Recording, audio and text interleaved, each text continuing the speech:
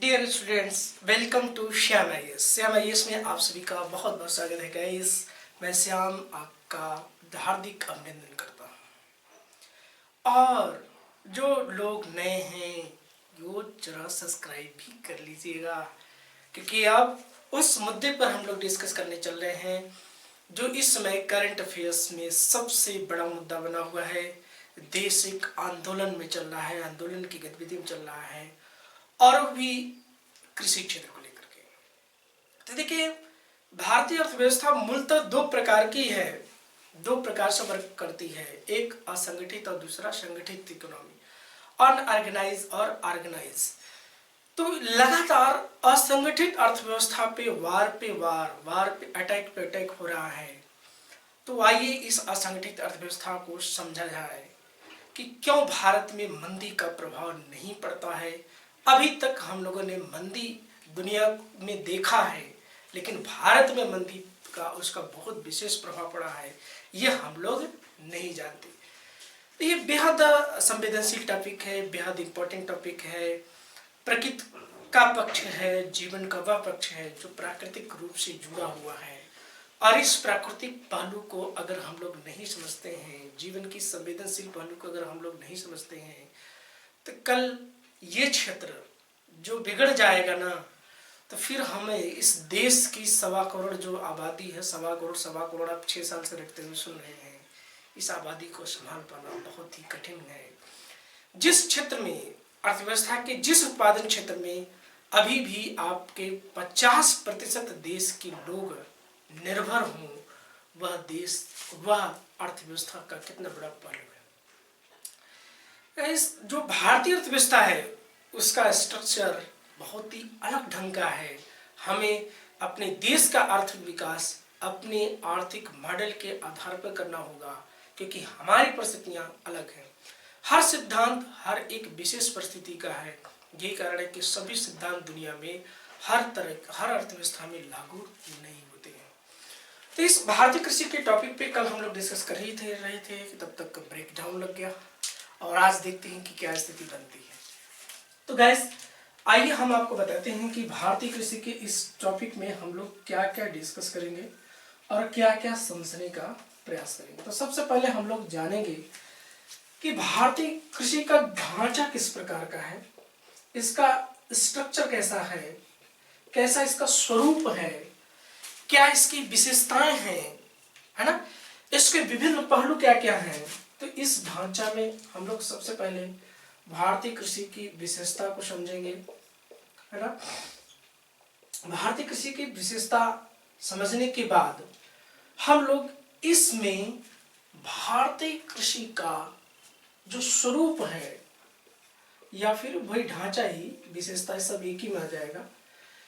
फिर भारतीय कृषि की हम लोग समस्याओं को देखेंगे, क्या इसकी समस्याएं हैं, और वर्तमान में अभी तक जो भारतीय कृषि का निदान का जो पक्ष है, भारतीय कृषि का जो सुधार का पक्ष है, उसमें कौन कौन से सुधार किए गए, इस पर हम लोग ध्यान देंगे। देखिए, जो ढांचा है, स्वरूप है, इसमें आप क्या समझेंगे, फसलों के प्रतिरूप को भी समझ लेंगे। कौन कौन सी फसलें होती हैं, किन किन से मौसम में होती हैं, किस प्रकार की फसलें होती हैं, ये भी आप इसमें समझ लेंगे।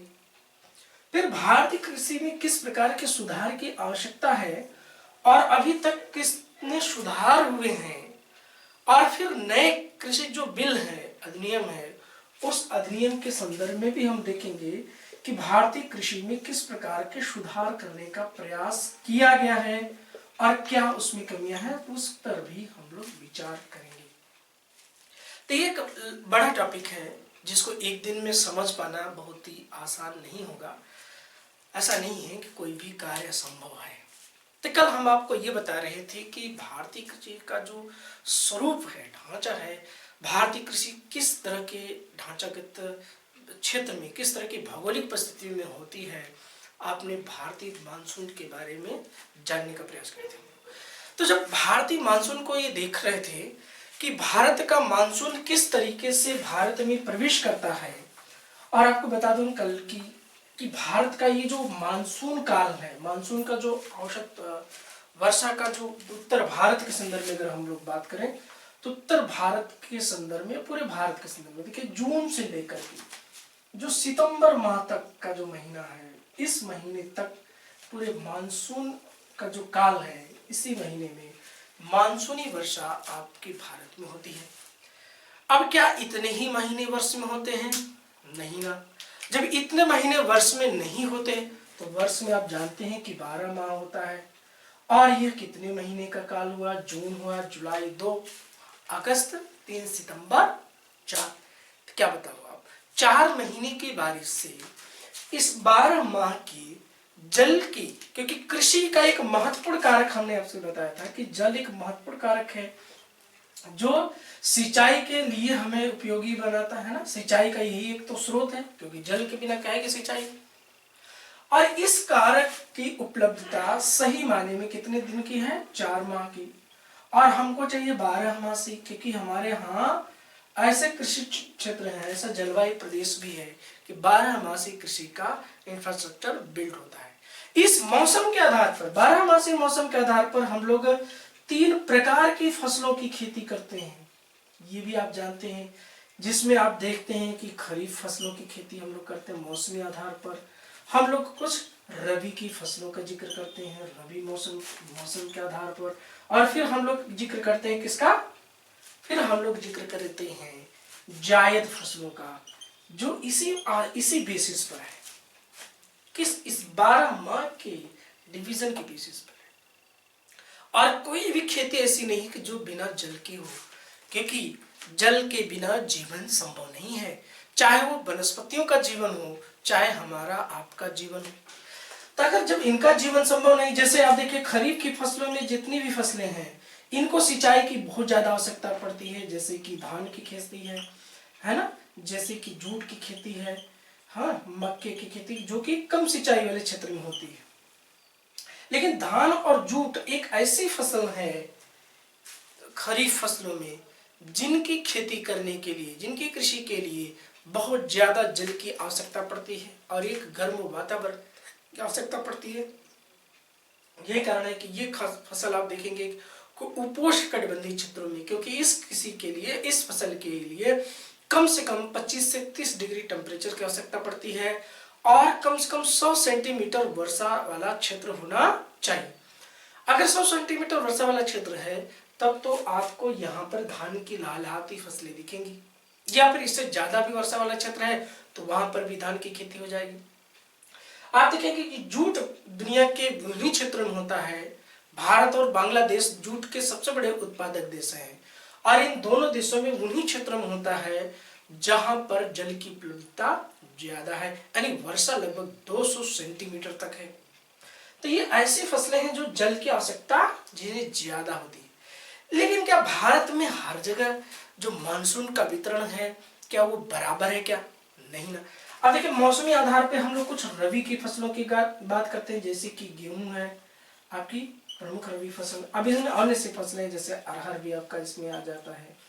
तो इन फसलों की बुआई हम लोग अमूमन जून जुलाई के महीने में करते हैं और बुआई के बेसिस से ही फसलों का निर्धारण होता है कि कौन सी फसल किसमें शामिल की जाएगी, है ना। तो इन सभी फसलों का बुआई कब हम लोग करते हैं? बारिश के मौसम में। गेहूं जो कि शीत ऋतु के आगमन के समय जिसका बुआई शुरू होता है, यानी अक्टूबर नवंबर के महीने में आप देखेंगे इन फसलों की बुआई शुरू होती है। जैसे कि गेहूं है, चना है, मटर है, मसूर है ना, ये सभी फसलें। और इधर आपका जैसे सोयाबीन जो कि कैसी फसल है?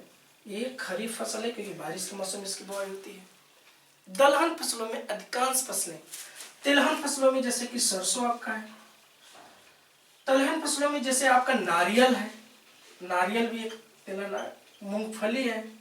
मूंगफली किसमें आएगा? मूंगफली जायद फसल, मूंगफली किसमें शामिल करते हैं? जायद में शामिल करते हैं।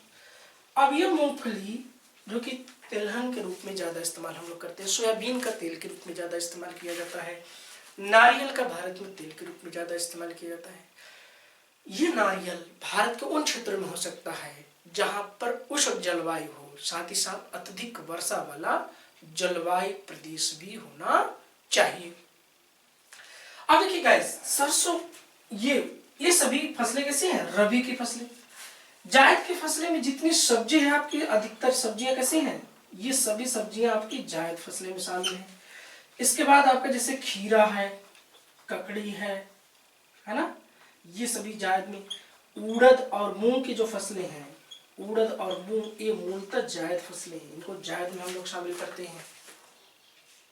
तो ये मौसम के आधार पर, यानी 12 मासी कृषि जिस देश में होती हो, जो देश का ऐतिहासिक कृषि प्रधान रहा हो, चाहे हड़प्पा सभ्यता का इतिहास पढ़ो आप, चाहे वैदिक संस्कृति पढ़ो, चाहे 6ठी सदी ईसा पूर्व मगध साम्राज्य के इतिहास को देखो, इतिहास का कोई भी पन्ना पलटो, कृषि के बिना भारत नहीं रहा है। सदियों से भारत कृषि संपन्न रहा है। तो जो देश कृषि संपन्न रहा हो, उस देश में कृषि का ढांचा समझना बहुत जरूरी है। तो हर इतिहास के काल में जनसंख्या का जो स्वरूप रहा है, जनसंख्या का जो ढांचा, जनसंख्या जो रही है, वो अलग अलग रही है। आज जनसंख्या बहुत ज्यादा है, एक विशाल जनसंख्या हमारे पास है, विशालकाय रूप है ना, बहुत बड़ी जनसंख्या है जिस, और इस जनसंख्या की पेट की भरपाई किस पर निर्भर है? कृषि पर निर्भर है। और कृषि का जीडीपी में हमारे जो योगदान है वो अधिकतम 13% है, और जिस पर निर्भर 55% लोग हैं। अब बताओ आप, जो दुनिया की विकसित देश हैं उनका 2 से 3% जीडीपी में योगदान है कृषि का उनके यहाँ, और इतने ही लोग वहां पर 2 से 3% लोग कार्य करते हैं। तो वहां कोई गरीबी है कृषि क्षेत्र में? नहीं। लेकिन आपने भारत में कृषि क्षेत्र में विपन्नता ही विपन्नता। हम ये समझाने का आपका प्रयास कर रहे थे कि जिस देश में मात्र 4 माह वर्षा हो और 8 माह की खेती किस पर? इसी वर्षा के संचित जल के आधार पर हो, तो आप समझिए कि भारत की कृषि कैसे होगी। इसीलिए मैंने कहा था आपसे कि अभी भी भारतीय कृषि का 49% हिस्सा कैसा है, जहां पर किस पर निर्भर है? मानसून पर निर्भर है, ये वर्षा पर निर्भर करता है। यहाँ पर सिंचाई की कोई भी व्यवस्था नहीं है। जिस देश में अभी भी उत्पादन की अपार संभावनाएं हैं, बहुत विशाल, बहुत बड़ा उत्पादन कर सकते हैं हम, दुनिया के बहुत बड़े भूभाग को, बहुत बड़ी जनसंख्या को भोजन उपलब्ध कराने की क्षमता रखते हैं, और उस क्षमता का हम लोग किस तरह से यूटिलाइज कर रहे हैं कि अपने देश में अनाज सड़ जाता है, विदेश में भेजना तो बहुत दूर की बात है। तो ये ढांचा आप समझ सकते हैं कि जिन देशों में कृषि का क्षेत्र डेवलप्ड है, वहां पर जल का अधिकांश प्रयोग किसमें हो जाता है? कृषि के क्षेत्र में हो जाता है। तो चाहे पंजाब का क्षेत्र हो, हरियाणा का क्षेत्र हो, कभी आप जब देश में हरित क्रांति भी हम डिस्कस करेंगे, कृषि सुधारों में जो हरित क्रांति है, आपका एक पूरा टॉपिक ही होगा। उस हरित क्रांति को समझने के बाद आप स्पष्ट कर पाएंगे कि भारतीय कृषि का किस तरीके से डेवलपमेंट हुआ है और भारत के किन क्षेत्रों में कृषि का विकास हुआ है। तो उत्तर भारत में पंजाब, हरियाणा और पश्चिमी उत्तर प्रदेश में ही हरित क्रांति का प्रभाव सबसे ज्यादा पड़ा। सिंचाई के संसाधन यहाँ पर डेवलप ज्यादा हुए, नए बीजों का प्रयोग हुआ, रासायनिक खाद डाले गए और तेजी से उत्पादन में वृद्धि हुई, और उसका परिणाम हुआ कि आज इन्हीं क्षेत्रों में सबसे ज्यादा खाद्यान्न फसलों का निर्माण। अब देखिए, फसलों का ये जो डिवीजन है ये मौसम के आधार पे है। किस प्रकार पे है गाइस? मौसम के बेसिस पर है। अब देखिए, भारतीय मानसून को मैंने ज्योग्राफिकल ढंग से एक बेस के रूप में आपको समझा दिया कि वह मानसून भारत में किस क्षेत्र में कहां पर वर्षा कितना ज्यादा करता है। तो देखिए, भारत का मानसून से केरल का जो पश्चिमी घाट है वहां पर अत्यधिक वर्षा प्राप्त करता है। जो पूर्वोत्तर की पहाड़ियां हैं, जिस खास तौर से मासीराम, चेरापूंजी का, मेघालय का जो क्षेत्र है, असम का क्षेत्र है, अरुणाचल प्रदेश का, ये भी अत्यधिक जल प्राप्त कर लेता है। लेकिन वह जल किसी काम का नहीं, क्योंकि पहाड़ी क्षेत्र में यह जल भाग जाता है। मेघालय जहां पर विश्व में सर्वाधिक वर्षा होती है, वहां पर भी पीने का जल संकट है। तो कितना बड़ा संकट। तो जिन क्षेत्रों में अत्यधिक वर्षा होती है वहां पर भी जल संकट है। ऐसा नहीं कि वहां जल संकट नहीं, क्योंकि जल संचित करने का हमारे पास माध्यम होना चाहिए ना। अब बिहार में जिन क्षेत्रों में सबसे ज्यादा बाढ़ आती है, उन्हीं क्षेत्रों में सबसे ज्यादा जल, जो पीने योग्य जल है, उस जल का संकट भी उसी क्षेत्र में सबसे ज्यादा है। क्योंकि बाढ़ के पानी को हम लोग संचित नहीं कर पा रहे हैं, और उसको संचय करने के लिए हमें नदी परियोजनाओं का विकास करना पड़ेगा। तो ज्योग्राफी में आप बहुत सारी नदियों का जिक्र देखें, पूरा नदियों का जाल बिछा है भारत में। ये नदी परियोजनाओं का जितना ही ज़्यादा हम लोग डेवलपमेंट करेंगे तो आप देखेंगे कि भारत सरकार इंटरलिंक कर रही है, नदी जोड़ो परियोजना चला रही है, विभिन्न नदियों को एक दूसरे से जोड़ करके उन क्षेत्रों में भी सिंचाई के जल की उपलब्धता कराएगी जहाँ पर अभी तक सिंचाई के संसाधन डेवलप्ड नहीं। ये भी हम लोग प्रयास कर रहे हैं। तो ये प्रतिरूप है भारत में। इसका मतलब है कि जल की डिमांड बहुत ज़्यादा है और उसके सापेक्षिक रूप से हमारे पास जल की उपलब्धता बहुत कम है। तो कहीं ना कहीं हमारी एक समस्या है। दूसरी समस्या हमने आपसे कल जिक्र किया था, जो ढांचा है भारतीय कृषि का, और वो एक समस्या भी है कि हमारे यहाँ खेत का जो जोत का आकार है बहुत छोटा है। क्यों? क्योंकि यहाँ पर निर्भरता लोगों की बहुत ज़्यादा है। प्राइवेट सेक्टर का एक बहुत बड़ा एरिया है जो असंगठित रूप से चलता है और जो अभी भी देश में सबसे ज़्यादा रोजगार देने का कार्य करता है। तो इस बात को, इस पहलू को हमको आपको समझना होगा। अब देखिए, उस दूसरे रूप में फसलों का हम लोग जो डिवीजन करते हैं वह भोजन के आधार पर भी हम लोग फसलों का डिवीजन करते हैं। कुछ फसलों को हम लोग वाणिज्यिक फसल में रखते हैं, कुछ फसलों को खाद्यान्न फसलों में रखते हैं, कुछ फसलों को हम लोग नकदी फसलों के तौर पर भी रखते हैं। तो आइए उनके डिवीजन को भी हम लोग समझ लेते हैं, फिर उसके बाद और भी भारतीय कृषि के जो ढांचागत विशेषताएं हैं उसको भी समझने का प्रयास करते हैं। चलिए गाइस, अब देखिए दूसरे तरीके से हम अगर इन फसलों का डिवीजन करें, जो हम लोगों से क्वेश्चन फ्रेमिंग करने के लिए भी आता है, इस डिवीजन को भी हमको समझना होगा। ताइए इसको समझा जाए। इस डिवीजन में जैसे हम लोग देखे, बात करें खाद्यान्न फसलों का, ये जो आंदोलन अभी आपका चल रहा है ना, ये आंदोलन इसी पर केंद्रित है। क्योंकि ये जो एरिया है, जिस क्षेत्र के लोग सबसे ज्यादा इस आंदोलन में पार्टिसिपेट कर रहे हैं, इस क्षेत्र में सबसे ज्यादा खाद्यान्न फसलों का ही उत्पादन होता है। तो कौन कौन सी खाद्यान्न फसलें हैं? सबसे बड़ी फसल आपकी धान है, धान जिससे आप चावल प्राप्त कर लेते हैं, है ना। दूसरी सबसे बड़ी खाद्यान्न फसल आपकी जो गेहूं है, जो कि सिर्फ उत्तर भारत में ही होता है, दक्षिण भारत में गेहूं नहीं होता है। यही कारण है कि दक्षिण भारत में रोटी का कल्चर नहीं है। इसके साथ साथ देखिए खाद्यान्न फसलों में क्या है, ज्वार है आपका, है ना, बाजरा है आपका, ये कैसे फसलें हैं? खाद्यान्न फसलें हैं। मक्का है आपका, एक कैसी फसल है? खाद्यान्न फसलें हैं। और आप जानते हैं कि भारत में मक्का का अभी भी सबसे जो उत्पादन एरिया है वो कर्नाटक का क्षेत्र है। भारत के हर क्षेत्र में ये मक्का नहीं होता, राजस्थान के कुछ क्षेत्रों में हो जाता है, बुंदेलखंड के कुछ क्षेत्रों में होता है। और इसके बाद खाद्यान्न फसलों में आपकी दालें हैं। दालों का उत्पादन हम लोग व्यापक स्तर पे करते हैं, लेकिन आयातक भी है। दाल का हम लोग, भारत में जो खाने की संस्कृति है दाल चावल, वो बहुत बड़ी, पूरे भारत में आपको दाल और चावल मिल जाएगा। तो दाल इसीलिए भारत में सबसे ज्यादा डिमांड है, दुनिया से हम लोग आयात करते हैं। फिर दूसरी प्रकार की फसलों की अगर हम बात करें आपसे, जिसमें वाणिज्यिक फसलें हैं। कौन सी फसलें आती हैं? वाणिज्यिक फसलें। आइए वाणिज्यिक फसलें कौन कौन सी हैं, इन फसलों का डिवीजन हम लोग कर ले। तो वाणिज्यिक फसलों में ऐसी फसलें जो किसी ने इंडस्ट्री के लिए काम आती हो, किसी न किसी उद्योग के लिए रॉ मटेरियल के रूप में काम आती हो, तो ऐसे फसलों को हम लोग वाणिज्यिक फसलों के तौर पर जानते हैं। जैसे आप जानते हैं कि कपास एक प्रमुख वाणिज्यिक फसल है। उसके बाद गन्ना, जो कि चीनी मिलों में जाता है। ये दोनों क्या है? प्रमुख वाणिज्यिक फसलें, है ना। जूट आपका है, तंबाकू है। जूट कैसी है? वाणिज्यिक फसल, नकदी। और तंबाकू किसी न किसी इंडस्ट्री में जा रहा है, गुटखे इंडस्ट्री में जा रहा है। गुटखा जो भी इंडस्ट्री आपको बेच रही हैं उनके लिए तंबाकू चाहिए।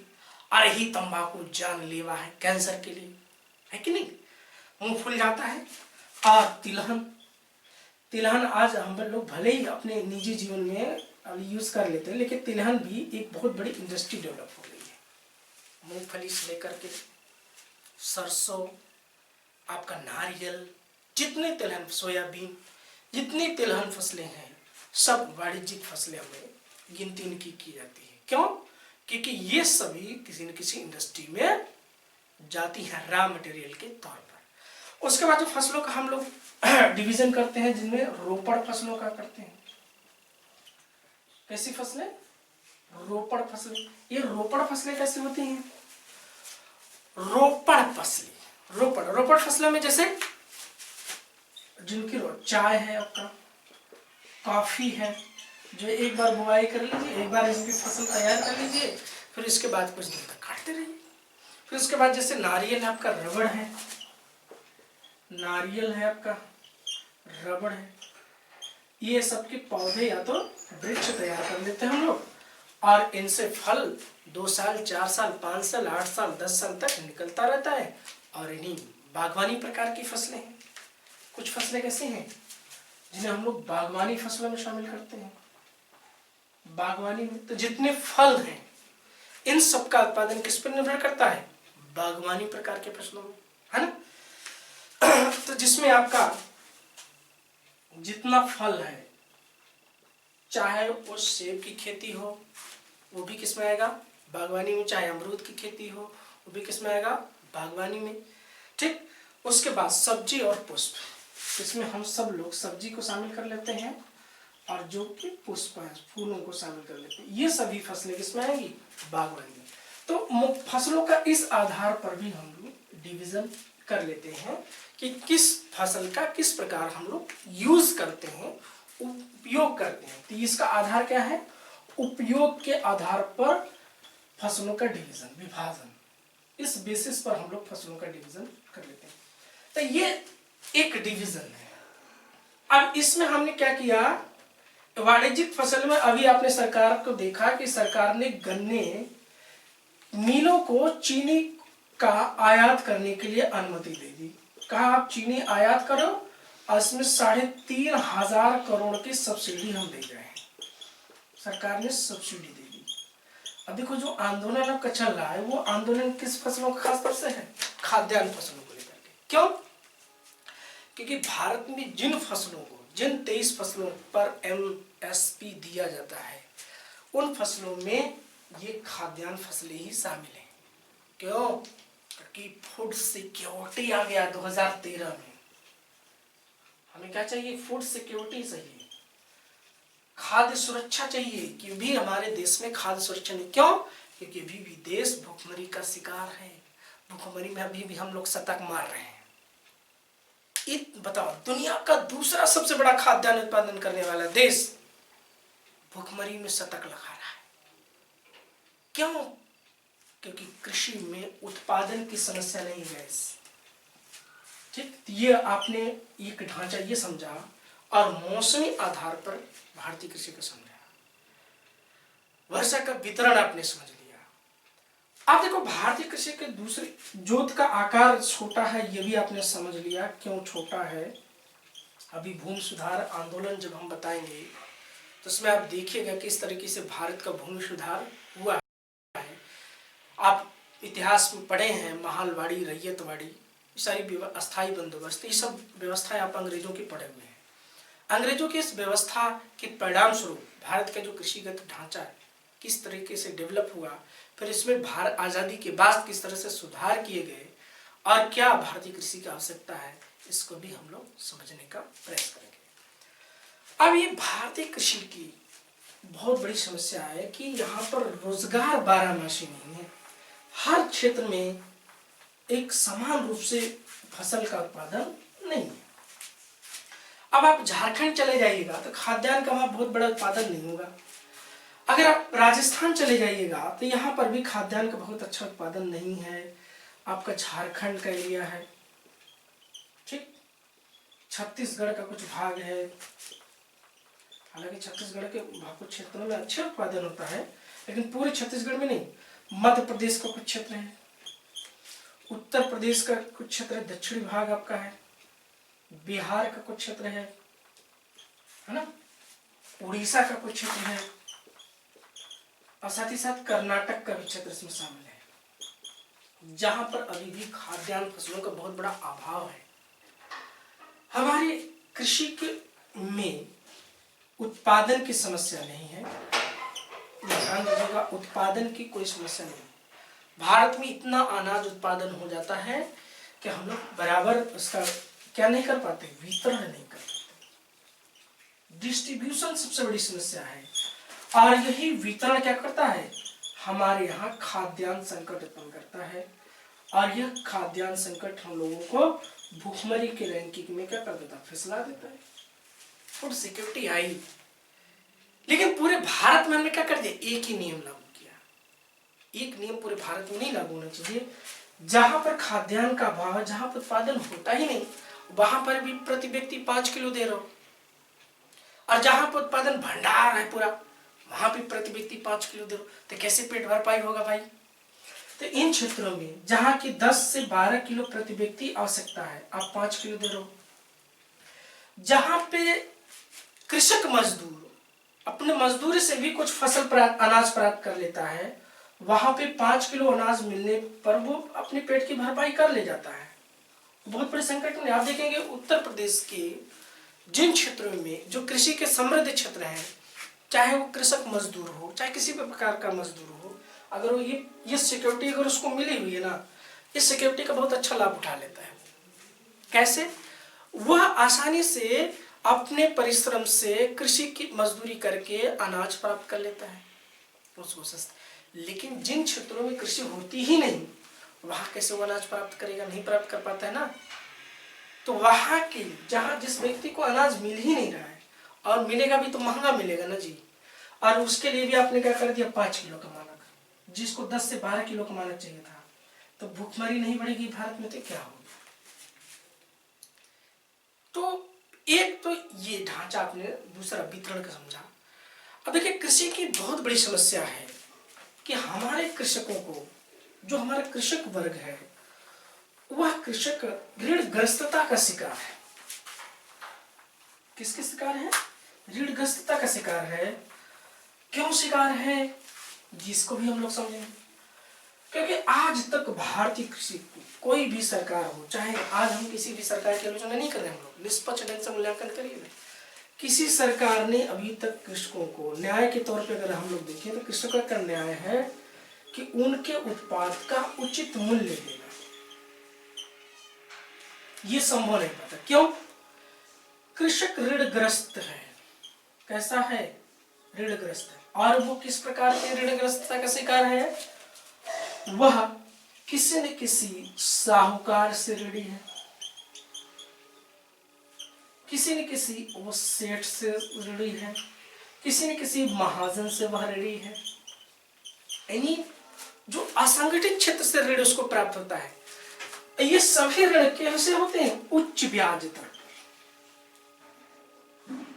कैसे मिलते हैं? उच्च ब्याज दर। भारत सरकार ने एक स्कीम सन 2000 में लाई, केसीसी, किसान क्रेडिट कार्ड स्कीम। इस केसीसी ने भारत के आज इस ऋण व्यवस्था में सुधार किया है, नो डाउट। लेकिन अभी भी भारत का बहुत से क्षेत्र ऐसे हैं जो इस पर निर्भर है। इस पर निर्भर होने से जानते हैं क्या नुकसान होता है?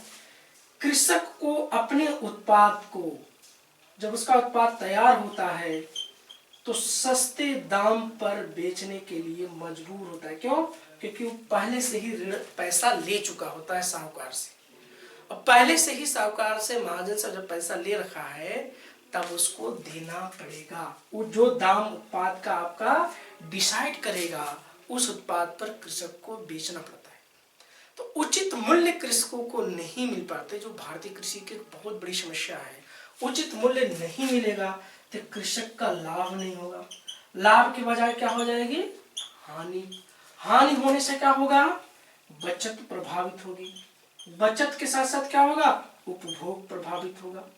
ये दोनों घटक प्रभावित होंगे, बचत और उपभोग। बचत कम होने से क्या होगा गाइस? निवेश गिरेगा। जब कृषि के क्षेत्र में निवेश कम होगा तो फिर अगला उत्पादन क्या होगा? प्रभावित होगा कि नहीं प्रभावित? अगर इस उत्पादन को मैनेज करने के लिए वो व्यक्ति क्या करेगा? कृषक फिर ऋण लेगा, क्योंकि पूंजी का भाव ना, तो ऋणग्रस्तता बढ़ती जाएगी, बढ़ती जाएगी, बढ़ती जाएगी, और एक दिन व्यक्ति क्या करेगा? संसार ही छोड़ के चला जाएगा। तो इस समस्या को हमको आपको समझना पड़ेगा। ये भारतीय कृषि की बहुत बड़ी समस्या है। उचित मूल्य न मिल पाना और ऋणग्रस्तता, ये दोनों एक दूसरे से, अगर कृषक को लाभ होता तो लाभ से क्या करता? उसका बचत बढ़ता, बचत से वो ऋण को क्या करता? पेमेंट करता, और इस बचत से कृषि में निवेश बढ़ता, और निवेश बढ़ने से क्या होती? नई पूंजी खड़ी होती, नया स्ट्रक्चर खड़ा होता, इससे संसाधन का विकास होता कृषि के, और कृषि के संसाधनों के विकास होने से उत्पादन तेज गति से बढ़ता। जब उत्पादन बढ़ेगा तभी तो जीडीपी बढ़ेगी एग्रीकल्चर सेक्टर में। ये जो हम लोग आकलन करते हैं लगातार, इतने हेक्टेयर बुआई, इतना उत्पादन हुआ, अरे कितनी बड़ी निर्भरता है उस क्षेत्र में। उस निर्भरता को हमको आपको समझना होगा, और उस कृषि की जो निर्भरता है ये बहुत खतरनाक है। क्यों? क्योंकि यहाँ पर बेरोजगारी बहुत ज्यादा है। दूसरी क्या सबसे बड़ी समस्या है कृषि के क्षेत्र में? अगर आप चलोगे ग्रामीण भारत में, ये कहाँ पर होती है? ग्रामीण भारत में। और इस ग्रामीण भारत में बेरोजगारी चरम पर है, और ये सबसे बड़ी दो बेरोजगारी पैदा करती है। एक यहाँ पर कैसी बेरोजगारी है? प्रच्छन्न है, जो कि छिपी हुई है, हिडन रूप में है। और दूसरी कैसी बेरोजगारी है यहाँ पर? मौसमी बेरोजगारी। कुछ समय के लिए लोगों को रोजगार मिल गया, कुछ समय के लिए रोजगार मिल जाने से कल्याण नहीं होने वाला। और प्रच्छन्न हिडन रूप में बेरोजगारी, क्योंकि संख्या बहुत ज्यादा निर्भरता है, इनको हमको सर्विस सेक्टर में ले जाना होगा, इनको हमको इंडस्ट्रियल सेक्टर में ले जाना होगा। तो कृषकों को प्रतिस्थापित करने के बजाय कृषि को ही प्रतिस्थापित कर देना, लो इंडस्ट्री में झोंक देना कृषि को। इससे झोंकने से काम नहीं चलेगा गाइस। ये जनसंख्या कहाँ ले जाओगे? भुखमरी में तब्दील कर रहे हो, गरीबी और बढ़ेगी यहाँ पर, बेरोजगारी और बढ़ेगी यहाँ पर, समस्या ही समस्या, आर्थिक संकट आएगा। और इस जिस असंगठित अर्थव्यवस्था को तुम तोड़ रहे हो आप, ये घमंड नहीं करना चाहिए गाइस। असंगठित अर्थव्यवस्था बहुत बड़े मांग का सृजन करती है, बहुत बड़े बाजार का सृजन करती है। इस बाजार को आप तोड़ रहे हो ना, तो आप ही का नुकसान होगा। संगठित अर्थव्यवस्था कब तक चलेगी? बाजार ही नहीं रहेगा तो तुम कहाँ जाओगे? आपके पास इतना बड़ा बाजार है, उसका जो है आप लाभ न उठा करके आप उसको तोड़ने पड़ेगा। तोड़ो तोड़ो तोड़ो तोड़ो तोड़ो तोड़ो, जितने कितना तोड़ोगे। एक व्यक्ति अमीर होने से देश धनवान नहीं हो जाएगा, वो भी एक दिन गरीब हो जाएगा, ठीक है ना? बाजार ही नहीं, आप कहोगे दुनिया के बाजार में बेच लेंगे, चलो बेचो बाजार में। दुनिया कड़ी प्रतिस्पर्धा का सामना पड़ेगा। भारत में जितने आसानी से उत्पाद को बेच लेते हो, दुनिया के किसी और देश में इतना आसानी से बेच पाना बहुत कठिन कार्य है। असंभव नहीं, लेकिन कठिन जरूर है। भारत में उसके सापेक्षिक रूप से आसान है। तो ये जो भारतीय कृषि की समस्याएं हैं, भारतीय कृषि में बहुत सारे सुधार की संभावनाएं हैं, इन अपार संभावनाओं को हम लोग देखने का प्रयास करेंगे, और इन्हीं कृषि सुधारों को लेकर के हम लोग समझने का प्रयास करेंगे। तो गाइस, भारतीय कृषि की ये जो समस्या है, दोनों बेरोजगारी, ऋणग्रस्तता, कृषक को उत्पन्न मूल्य जो उत्पाद है उसका उचित मूल्य ना मिल पाना, ये एक बहुत बड़ा संकट है। और इसी संकट को लेकर के जो एमएसपी है बहुत सारी फसलों पर नहीं लागू है। आप कहोगे 6% लोगों को लाभ मिलता है, बहुत सारे लोगों को नहीं मिलता है, लेकिन एमएसपी बाजार की कीमत को डिसाइड करने में मदद करती है कृषकों को, उनके जो है शोषण को रोकने का एक जरिया है। और वो भी गारंटी आप खत्म कर दोगे, उसको भी समझेंगे क्या इसका लाभ है, क्या इसका भारतीय कृषि पर प्रभाव पड़ता है, ये भी हम समझने का प्रयास करेंगे। तो आज इस लेक्चर में हम आपको क्योंकि छोटे छोटे खंडों में समझाने का प्रयास कर रहे हैं, इसमें सिर्फ ये समझा कि भारतीय कृषि का स्वरूप किस प्रकार का है, कैसा है वो स्वरूप, और आपने फर्स्ट लेक्चर में कुछ चीजें जाना। फिर अगले लेक्चर में हम जब आएंगे, आपसे मुलाकात करेंगे, तब हम भारतीय कृषि के अन्य सुधारों को लेकर के चर्चा करेंगे, और भारतीय कृषि में जो भूमि सुधार है, भारतीय कृषि के जो विभिन्न अधिनियम हैं, उन सब पर हम विस्तार से डिस्कस करेंगे आपसे गाइस। और अंत में एक पूरा लेक्चर ही आपको हम देंगे नए कृषि अधिनियम, बिल्कुल उसको भी समझने का प्रयास करिएगा, जो हमारे प्री और मेंस एग्जाम के दृष्टिकोण से, जो निबंध के दृष्टिकोण से भी, ये पूरा टॉपिक आपका जो भारतीय कृषि जो मैं पढ़ा रहा हूँ आपके लिए, ये पूरा एक निबंध का टॉपिक ही है। तो इस दृष्टिकोण से भी आप समझने का प्रयास करिएगा। तो आज के लिए इस क्लास में इतना ही। क्लास कैसी लगी हमें कमेंट बॉक्स में कमेंट करके बताना ना भूलिएगा गाइस। और मित्रों, अगर ये पसंद आया तो इसको शेयर करना भी ना भूलिएगा। हाँ, और पसंद आ गया ना तो सब्सक्राइब भी कर लीजिएगा। और अगर इस तरह का वीडियो आपको चाहिए तो बेल आइकन भी दबा लीजिएगा। ओके गाइस, आज के लिए इतना ही। कल फिर मिलते हैं, तब तक के लिए नमस्कार।